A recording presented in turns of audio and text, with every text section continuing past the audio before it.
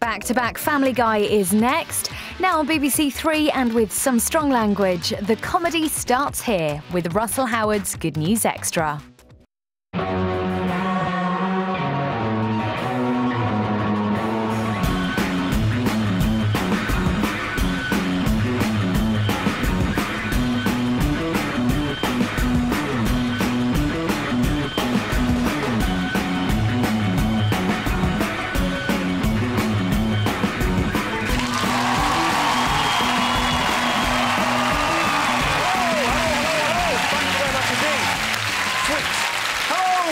Welcome to Good News. So, what have we learnt this week? We learnt that newsreaders will read anything off autocue. Good morning, you're watching ABC News 24. I'm Michael Rowland. Did you see that reporter getting a blowjob off a pensioner? Officers are being briefed as through the situation. As you say, there is a 300-metre exclusion zone from Knott Street right up here to Royal Parade at the moment.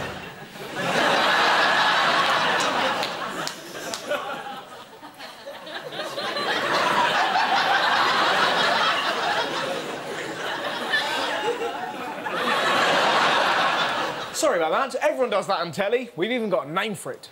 Nice bit of Eric and Ernie to wake us up in the morning. That's what we call it. And finally, right, I came third in this year's Heat magazine Weird Crush of the Year. What? Oh, fuck off, right? Don't make that noise. What pissed me off? Did you see who was at number 11? Go compare!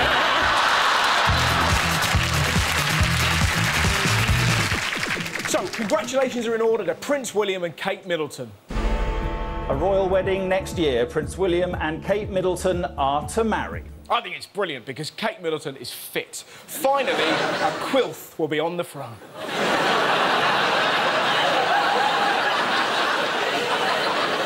Let's face it, the one thing everyone's thinking, I hope they get married on a Monday. Day off work! Apparently, there's rumours Harry's organising the stag do. If he does, William's going to end up like this. Now, big news of the week was definitely this. Our top story this afternoon, a British couple captured by pirates off the coast of Somalia and held for 388 days have been freed. Yep, this is the fantastic news that Paul and Rachel Chandler have been released. I hate Somali pirates rowing around Africa stealing white people. They're like Madonna in reverse.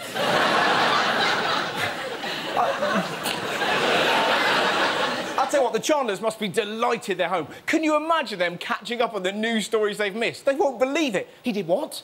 He turned up with a fishing rod and some chicken? She did what? She put a cat in a wheelie bin? Shut up. Don't tease me. Really? Really? You're joking? Seriously? He's back inside there! Yes! You said I was mad to dream!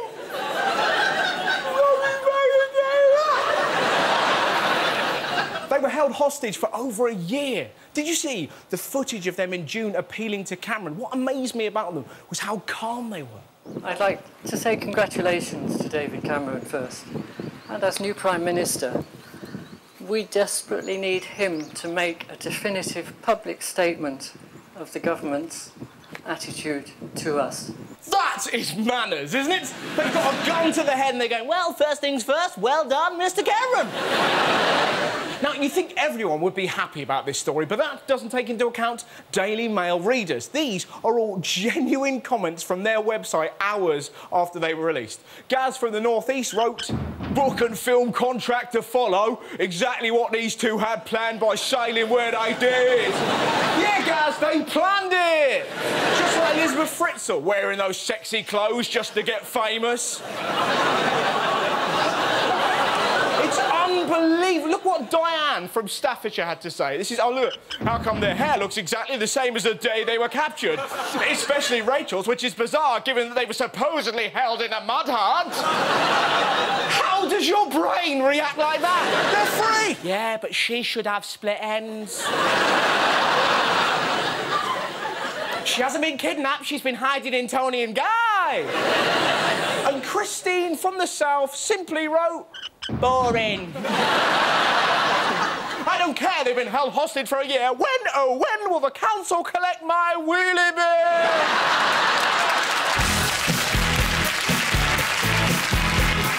Now, we all know the Irish economy is struggling. Ireland is repaying record government debts as it struggles with high unemployment, a housing market that has crashed, and the costs of supporting its banking system.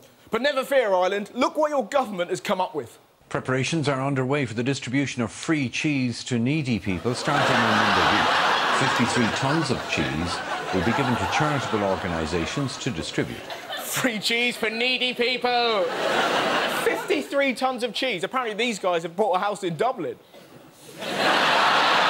It's amazing. So Ireland has just announced cuts of $6 billion and the government are giving poor people free cheese. What a piss take. Got no money? Have a Dairy Lee Duncan! Yeah, because poor people love cheese. I've lost count of the amount of times I've seen a homeless guy go, "Oi, mate, spare any cheddar?" Also, with the Irish accent, imagine the confusion. Some godbotherer knocks on your door. "Have you thought about letting cheeses into your life?" "I don't like cheeses." "You don't like the baby cheeses?" "No, I hate mini baby bells."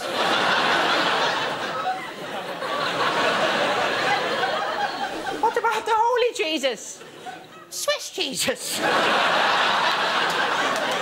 "No, I didn't mean that one. You know, cheeses can bring you peace." "Really?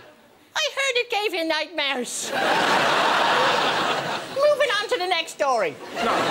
Hey, maybe I'm being an idiot. Maybe free cheese is a good idea. Sometimes it can give you superhuman powers.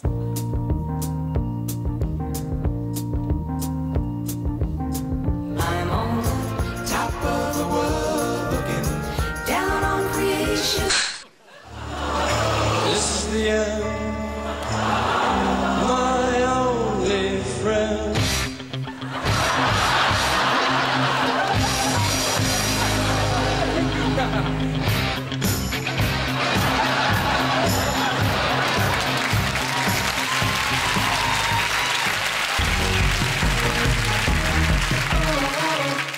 So, what else has been happening? Well, Michelle Obama is apparently the most powerful lady in the world. America's First Lady has come top of a new list compiled by business magazine Forbes. But what caught my eye was this. But there is bad news for the Queen. She came only 41st in the list, 34 places below Lady Gaga. I'll tell you what, Liz has not taken it well at all. Lady Bloody Gaga, Your Majesty. That's right, Majesty. I'm the Queen of England. I'm on coins and stamps, and you look like a Jedi prostitute.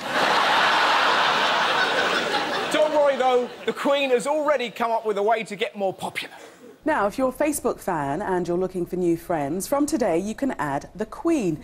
Users of the social networking site will be able to access photos of the royal family and keep up to date with the latest news from Buckingham Palace. The Queen on Facebook. How great is this? Imagine her updating her status. Liz has spent the last hour trying to lick the back of her head to see if she tastes like a stamp. I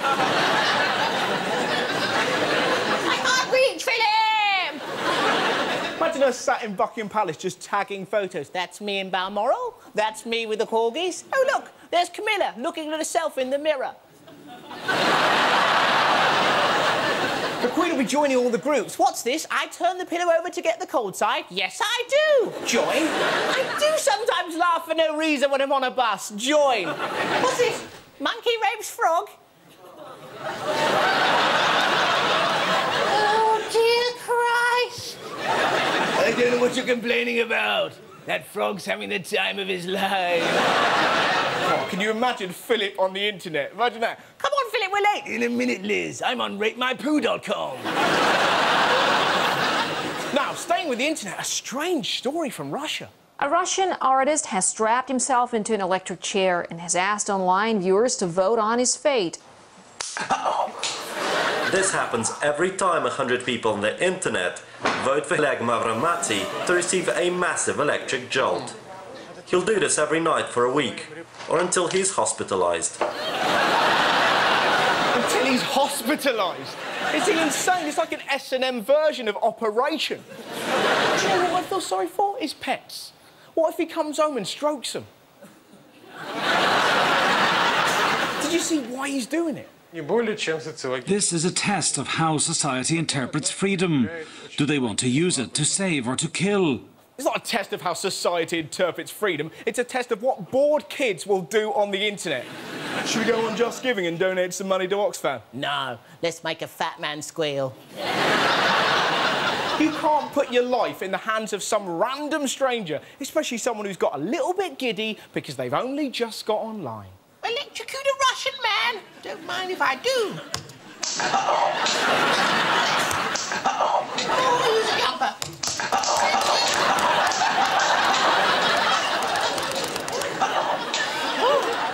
I've won the Nigerian lottery! Mind you, if you think this Russian artist is crazy, you should see his aunties. They formed a girl band. My own princess, listening with me. Oh, come on! I still believe, but I lose my mind. Give me a sign. Give me, baby, one more time.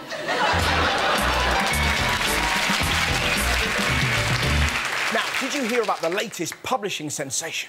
I am Alexander, founder of CompareTheMeerkat.com. Alexander, who is most famous for coining the catchphrase Simples, is out promoting his new book. Alexander the Meerkat has published a book. He even did an interview. He joins us from Russia today. Yes, good morning. You're looking very dashing this morning, Alexander, if I may say so.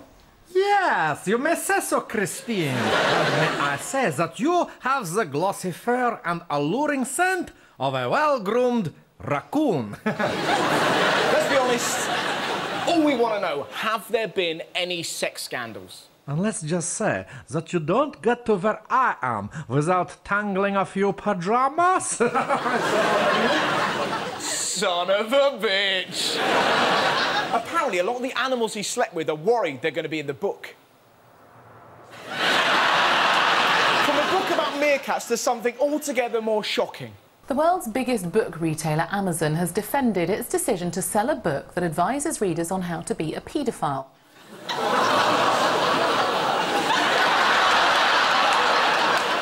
A guidebook for paedophiles? What's it called? Nonce Upon a Time? I'll tell you what, I hope it's not a pop-up. The only person happy about this book is Dan Brown, because finally he's no longer the most hated author on the planet. Do you know what my first thought was when I saw this book? That is my brother's Christmas present sorted. Wouldn't that be amazing? He's spreading it around his girlfriends and be great. Oh, Daniel, what have you got from your brother? Nothing. Come on, show everyone. No! The funny thing is, he's an excellent paedophile. Now, obviously that's not going to make the telly show. He's an average paedophile. He's not a paedophile, I should stress that. My brother actually has a real life. I don't want people throwing stuff at him. Annoyingly, I can't get him that book now because Amazon have stopped selling it. So instead, I'm getting him this classic album. Songs for Gay Dogs. It's an absolute cracker. Now, from controversy to idiocy, a book was released this week cataloguing some of the worst game show answers ever. Sometimes you really despair of the human race. Someone was asked, name a bird with a long neck, and they said, Naomi Campbell. Here's another, name a TV soap. The answer was Dove. Who are these people? Next one, what bee is the usual four-letter word for a newborn infant? Wow, that's obvious, isn't it? Wasp. And my personal favourite, what happened in Dallas on November the 22nd, 1963? I don't know, I wasn't watching it then.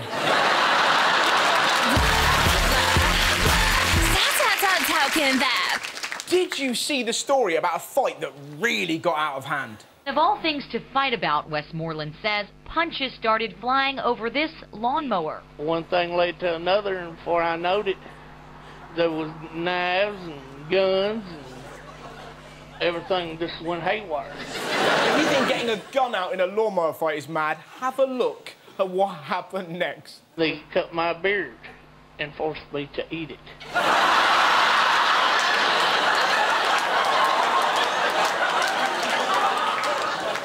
You can't not laugh. They made him eat his beard! I know it's mean, but a fat man with blood on his face and hair in his mouth, he must have looked like he'd gone down on a Wookiee.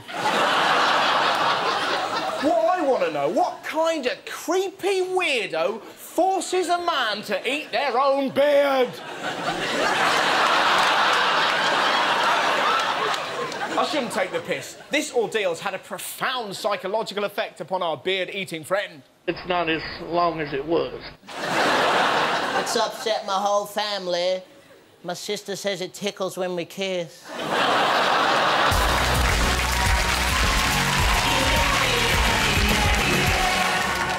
Some big sports stories recently. We had the Manchester derby. Did you see where Carlos Tevez tried to hide his keys? Did you see him getting them out? Talking of fisting, it's been a big week for boxing. The rather timid Audley Harrison was no match for David Haye, and hardly a punch was thrown until the third round when Haye had predicted that he would floor his heavier opponent. He may have won, but he's difficult to love. The greatest heavyweight of them all, Muhammad Ali, said stuff like this. I murdered a rock, injured a stone, hospitalized a brick. I'm so mean I make medicine sick. Whereas David Haye, he says stuff like this. This fight's going to be as one-sided as a gang rape.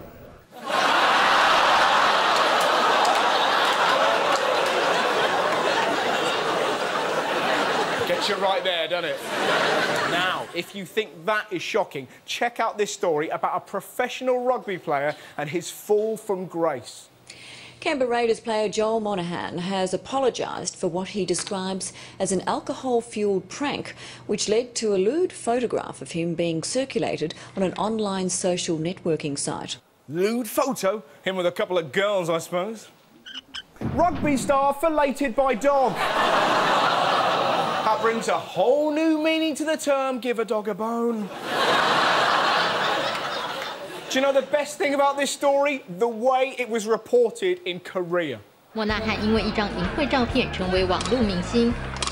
这起事件发生在坎培拉骑兵队明星球员跟队友的饮酒狂欢夜里。照片中的莫纳汉竟然跟一条狗发生猥亵行为。 Isn't that amazing? That's their news. They're like, brilliant, a man's been sucked off by a dog. Let's make a cartoon. Hey, can you imagine the morning after this happened? I bet his mates destroyed him. He's there, he's got a massive hangover, and they're like, no, the best way to cure that, mate, hair of the dog. The funniest thing about this story is that Joel Monahan wants to escape the taunts by coming to England. Never gonna happen, isn't it? You know what we're like with crowd chants.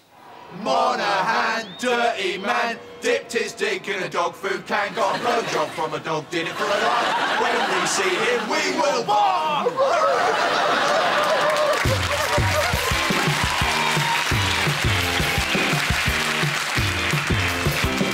Now, this is the part of the show I genuinely don't know anything about. There's going to be a mystery guest who's been in the news, and I have to figure out who that person is. So, please welcome my mystery guest.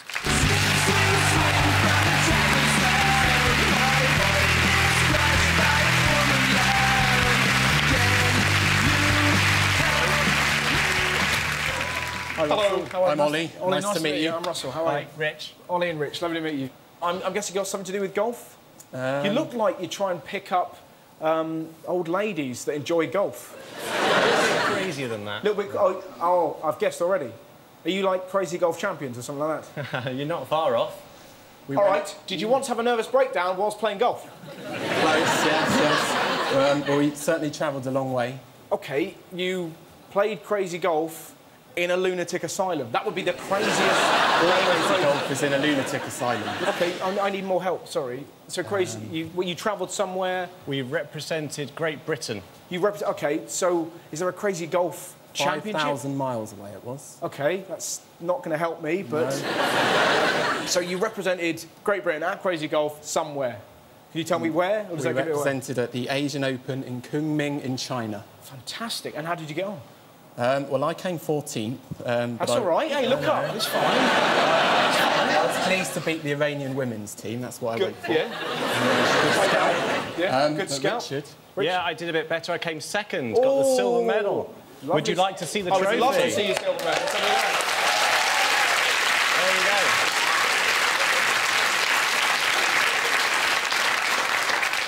Nicely phallic. That's fantastic, isn't it? Don't come near it, 14. Can we play a bit? Yeah, do you Oh, sweet. I'd love that. Yeah, well done, by the way. Let's have a game of mini golf. That'd be lovely.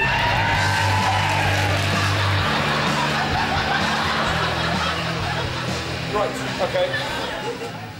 OK, I think... Okay. I'll go down there in case you hit it off the back. OK. Take it away. This is the fantastic lighthouse hole. Through the gap I like the name. and into the hole. Should I lift my socks up? What did you do that? That's right, they are odd socks. Are there any tips? What should I be doing here? Nice, delicate grip on the shaft would be nice. Nice.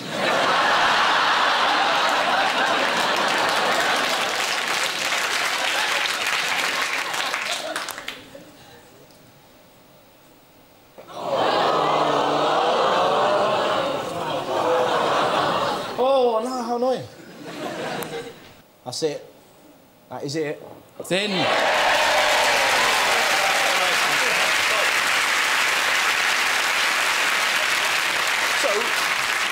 What were you doing before you got into Crazy Golf? Mad shit, gangster crap? I've done a bit. I've been in 3 pantomime horse races. One dressed as a cow last year. So, yeah, I needed something new to do. Oh, wow. And here I am. I love people like you, I genuinely do. I love the idea that you went, I'm wasting my life dressed up as a pantomime cow. Golf. Is it basically just a big piss-up? Well, yes, it is for us. We didn't take it seriously. Everyone's got their own nickname. You've got Owen Jackpot Johnson. Nice. Tim the Ace Man Davis. He's like the Tiger Woods of the Crazy Golf world. Bit better behaved, though. Yeah, yeah. Have you got nicknames? I'm the Machine. Of course you are. My cutting prowess. I think it needs a nickname, actually. Any ideas? I need a nickname. Maybe we should put it to the audience. What? Can we do that? That would be great. Any nicknames? Gentle Touch. That's quite nice, isn't it? What a lovely moment. I now pronounce you... In fact, I'll knight you. That'd be nice. I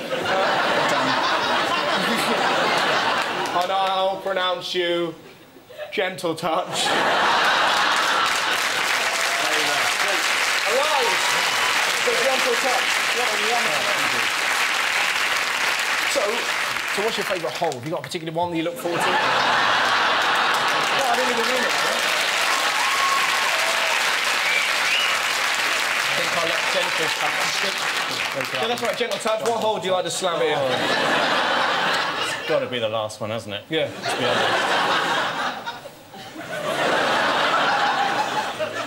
Well, thanks very much. I really enjoyed that. Lovely to meet you again. Thank you very much. Nice Good to luck on your crazy golf travels. Ladies and gentlemen, please give it up for my mystery guest.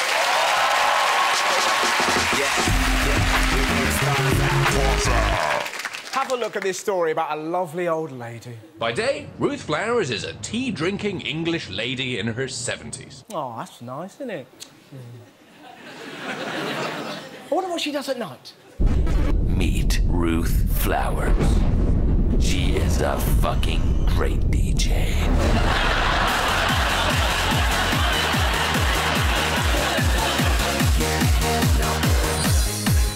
A grandmother from Bristol has become an international DJ. Instead of phone parties, do you reckon she does Radox nights, you know? You're gonna get off your box on lavender! A granny DJ is pretty cool, isn't it? If you ask most pensioners to do some scratching, they'll show you their eczema. Honestly, man, if I told my nan to drop some funky shit... You see where I'm going, right? The best thing about Ruth Flowers, young, old people seem to love her. They mock me, actually, and they say, I want to be your grandchild. I want you to be my grandmother. Oh, and I am awesome, whatever that is. Of course she's awesome. You saw what she did to that news reporter. Officers are being briefed as to the situation. As you say, there was a 300-metre sprint zone. From artificial hips to hip-hop, did you see the latest news about Snoop Dogg? Snoop Dogg is a massive fan of Coronation Street. Yep, not only that, he said he's asked his agent to get him a guest appearance on the soap, and apparently they said they were interested. Wow, Snoop Dogg is going to be on Coronation Street. I'd love to see that episode.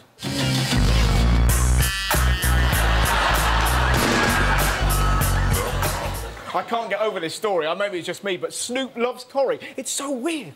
You imagine him after a gig going, I need some bitches. But instead, he's like, I got to know what's happening with Jack Duckworth. It doesn't end there. Have you seen what Snoop's building?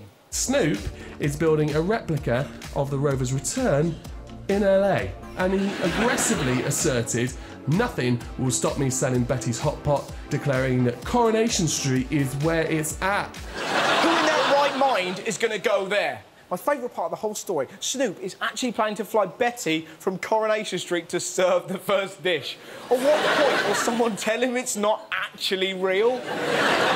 Poor Betty will be terrified, sat there shivering in the kitchen. Snoopy, it's all make-believe. Betty, where the food at? Snoop, I'm an actor. Betty, I got some hungry-ass bitches out there. I'm not a cook, Snoopy. It's all pretend. Betty... Don't make me call Pat Butcher. I'll tell you what. His love of Corrie and all things Northern has really, really changed his music. I love drugs and I love hoes, but not as much as I love Campbello.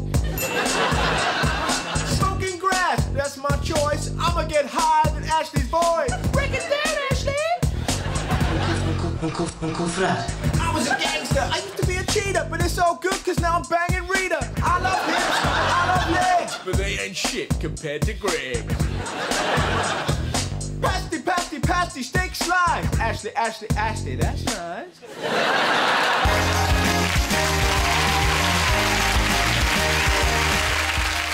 Time for the good news story. Now, this is an amazing French artist called JR who travels the world taking inspirational pictures of women from impoverished and often brutal environments. He then displays them on what he calls the largest canvas on Earth.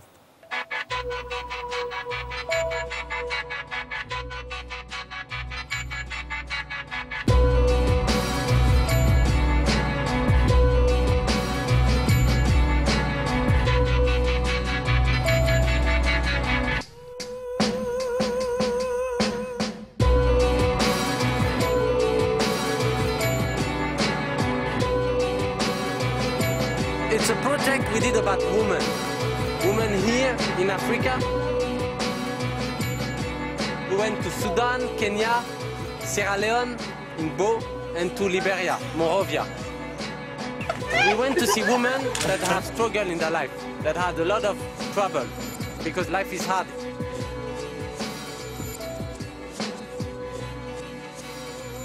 They all wanted to share their story, that their story travel. When you hear the story, you're like, whoa, maybe the person is dying inside. But then, when you ask her to do her faces, then you can see life.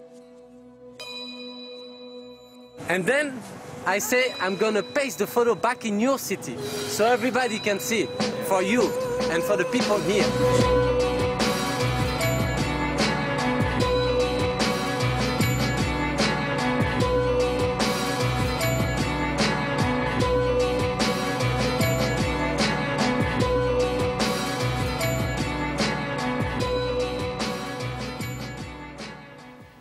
Now, if you've got a good news story that you think we should know about, log on to our blog and tell us about it.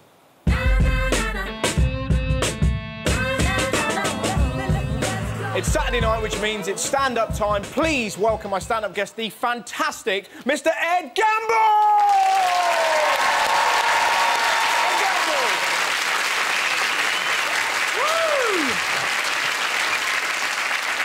Hello! How are we doing, all right?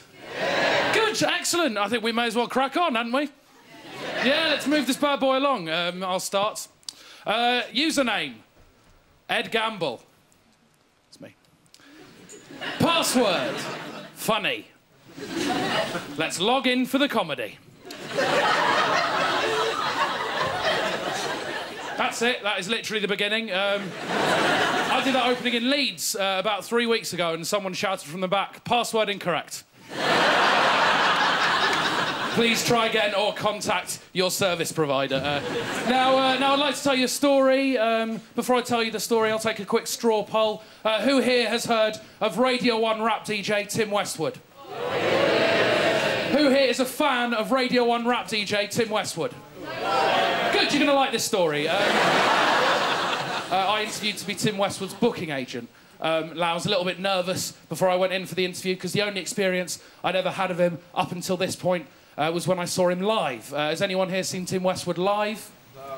Basically, when he's live, what he does, he DJs, he puts on the beginning of a song that he likes, gets quite bored, and puts on another song. You're essentially in the car with him while he's fucking about with the radio. Now, something else he does when he's live, and this is amazing, if he feels like it's going a bit awkward or he's losing the crowd, he'll just drop in an explosion sound effect. They go, "Fuck, Tim, I'm losing them, come on, Tim." And I've got them back. Now, on this particular occasion, this is when I saw him live a few years ago. These were his opening words. Now, I apologise, because this is horrible. But I've been assured he said this before as well. He walked out onto the stage and he looked at the assembled throng and he said, "All the girls with dirty pussies, put your hands in the air." Put your hands down, madam. But, like, that's something to be proud of. If that was me doing one of my hip-hop gigs that I do, I'd come out onto the stage and say, "Right, hello, hip-hop and all that, welcome, raise the roof, etc. All the girls with dirty pussies, pop your hands in the air. Right, everyone with your hand up, get out." That is absolutely disgusting. You do not come out with a mucky tuppence. Foul. Foul. Look at you, you've done your dresses lovely, you've done your makeup, you put your jewellery on, yet you have left the house with a stinky lily. At least a lemon-scented baby wipe around the key area as you leave your... Right, gig's cancelled, I can smell it. Oh, I can... Oh, gig's gone. Oh, Jesus. I wouldn't do that last bit. So that's why I was a little bit nervous about meeting him, because of that. But now I was a little bit nervous as well, because you may have noticed I'm not the most hip-hop gentleman in the world. I'm not even the most hip-hop gentleman in my house. And I live with just my mum. But then again, my mum is Queen Latifah. So... now, I'm actually a little bit posh, you might have picked that up. I'm a little bit street, because I do a bit of rap. I don't do a bit of rap. I listen to a bit of rap. But I'm a little bit posh as well. I occupy what is essentially an awkward middle ground between hip-hop and posh. So, I do a drive-by shooting. But on a pheasant. I wouldn't pop a cap in a man's ass, but I would doff a cap to a man's wife. And guys, don't worry about messing with my homies, screwing with my crew, that's fine. But if you cut the nose off the brie, you fuckers are going down. So stay away from my cheese balls. Right, I went into meeting genuinely terrified. I went dressed quite posh. I'm not sure what happened in my head. Obviously in my head I thought, you know, Ed, it's Tim Westwood. Why not go dressed hippity-hoppity? But then a little middle-class devil clearly popped up on my shoulder and just went, "No, Ed, it's a job interview. Go in full Marks and Spencer's gear." So I went looking like a prime Wally, basically. I went and sat in the corridor outside this man's office. Outside his office, there was a box of condoms with his face on.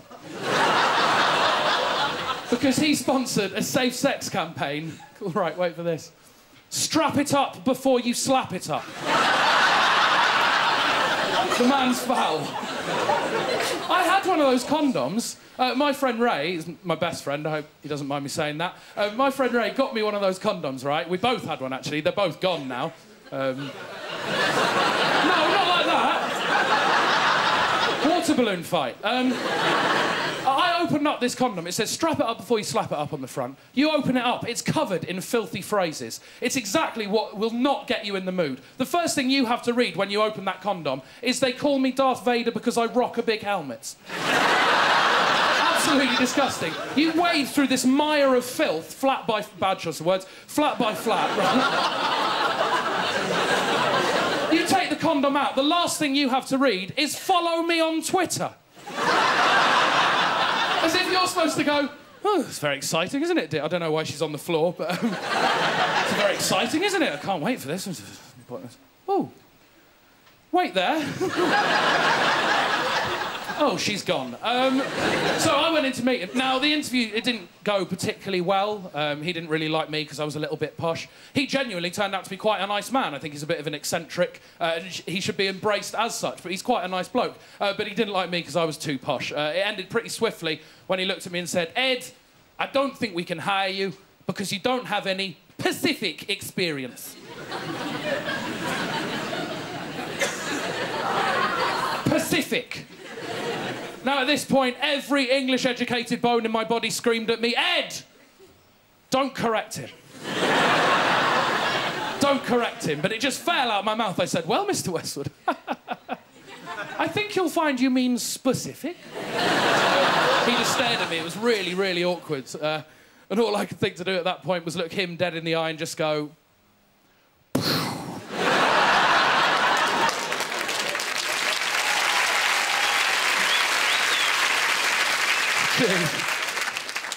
Is anyone here with their dad tonight? My dad is basically a wally. I'm going to say that on air. I apologise, Dad. Obviously, please keep giving me pocket money. My dad's quite embarrassing, but I enjoy it. I love it. I really want to follow him round for 24 hours and just watch him fuck up every minute. This was amazing. This was when I was a bit younger. My dad took me into a baker's. Presumably to complete his conspiracy of making me the same body shape as him. He's basically a capital D, if you can imagine that. I'm sort of lowercase at the moment, but we're hitting the caps lock and hopefully we're going to get there quite soon. He took me into a baker's. He strode up to the counter and he said to the lady behind the counter, hello, because he's from a Dickens novel. He said, hello. She said, hello, because she was from then. He said, we'll have the Danish boog, please. Now, she looked at us like many of you are looking at me now, because the Danish boog doesn't exist. Not a thing. Never been invented, probably never will. So she obviously said, no, sir, I've never heard of that. I'm afraid we can't give you something that doesn't exist. So he replied, the Danish boog. You'll notice no drop-off in confidence between the two requests. He just thought it must be her that's wrong, we'll plough on. So she again said, sorry, sir, there's genuinely no such thing as a Danish boog. He then pointed to the chalkboard behind her and said, the Danish boog. She turned round, looked at the chalkboard, turned back to us and said, the Danish 800 gram.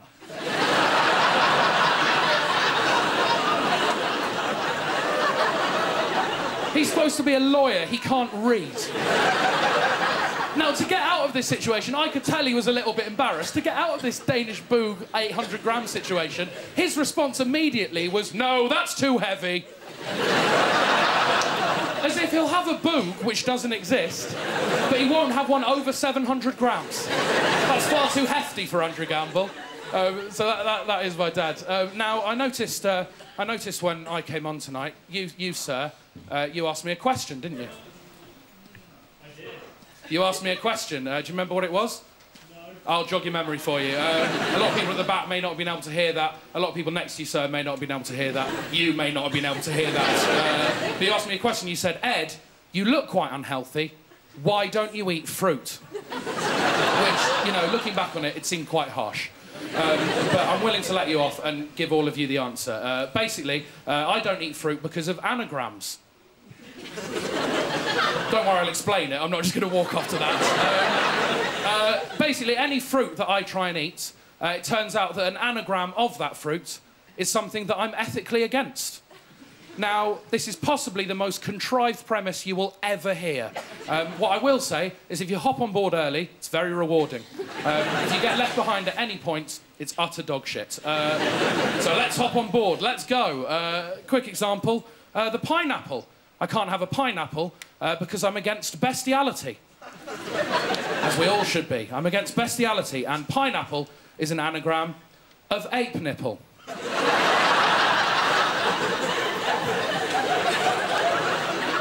Quite a few of you on board, some of you still at port. Don't worry, you've got time. Finish your tea and let's get on. I can't have a mango. Can't have a mango because I'm against male people leaving. And mango is an anagram of man go.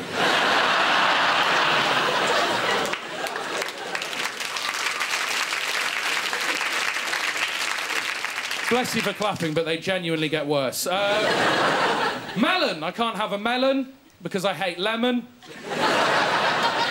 And melon is an anagram of lemon. Can't have a lemon. Just hate them, we've established that. This one's a bit blue, so be careful with this one. Tangerine. I can't have a tangerine because I'm against anal oral sex. And tangerine is an anagram of Eton Ring.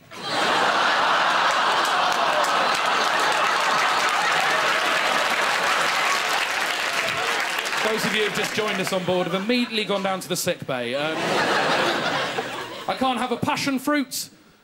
I can't have a passion fruit because I'm against mathematicians indulging in golden showers. And passion fruit is an anagram of ratio piss fun. If you're offended, you don't need to clap. This is the last one, and then I'll leave you. Pomegranate. I can't have a pomegranate. This one's ridiculous. Can't have a pomegranate because I don't think the X-Men should ever be sexually violent. And pomegranate is an anagram of Magneto rape. I'm going to leave you guys. Thank you very much. I've been Ed Gamble. Good night.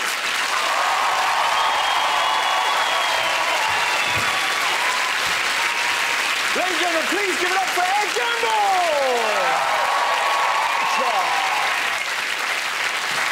There you go. That's been good news. I hope you enjoyed the show. Good night.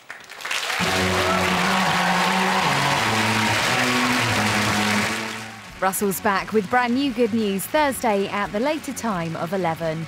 And as Russell said, if you have a good news story to share, go online to his blog at bbc.co.uk/Russell Howard. If it gets in, you may even see your name in the credits.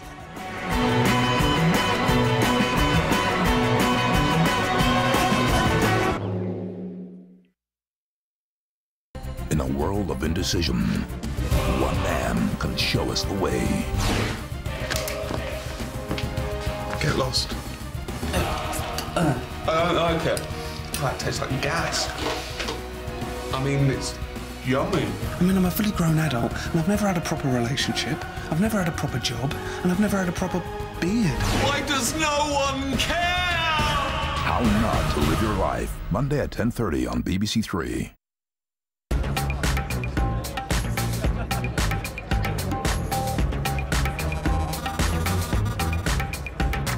Run for your lives, everyone! Here comes Roland with his boring food. Classic. Michael Caine talks very, very slowly. You're not doing it with the kind of... And you don't do the broken voice, but it gets very emotional. Well, it gets very emotional indeed. Please sign there, please. There you go, sir. Precision-engineered comedy from BBC Two. 3. Hi, I'm Geeta, just after 11. Here's a quick check on the BBC News. Combat troops will be out of Afghanistan by the end of 2014. That's the agreement NATO leaders reached in Lisbon today. Some forces will remain, but in a training role. 2 men from Scotland are among 29 miners trapped underground in New Zealand. There's been no contact with them. A rescue hasn't started because the mine is too dangerous. The Pope is reported to have said it's okay to use condoms in some cases. In a new book, he mentions male prostitutes seeking to prevent the spread of HIV. A good day for Scotland and England in the rugby internationals. The Scots beat world champions South Africa 21-17. The English beat Samoa 26-13. And yes, this really is Anne Whitcomb in bright yellow being swung round by Anton. No surprise she came bottom of the Strictly judges' score, but will the public vote save her again? Sport in 45 minutes. Up next, a Family Guy double. Girls might know what they want. Rich reds, yellows, cosy. Here's what I want. But boys will be boys. I want a space theme in my bedroom. Can we put a fish tank in there? If I could create a house that was run purely by technology, I would do it. I hate everything. Wow. It is hideous. Mad About the House, Tuesday at 9 on BBC Three. And catch up on BBC iPlayer. Jump into BBC iPlayer. Click on this banner and you might just find yourself in a whole new world.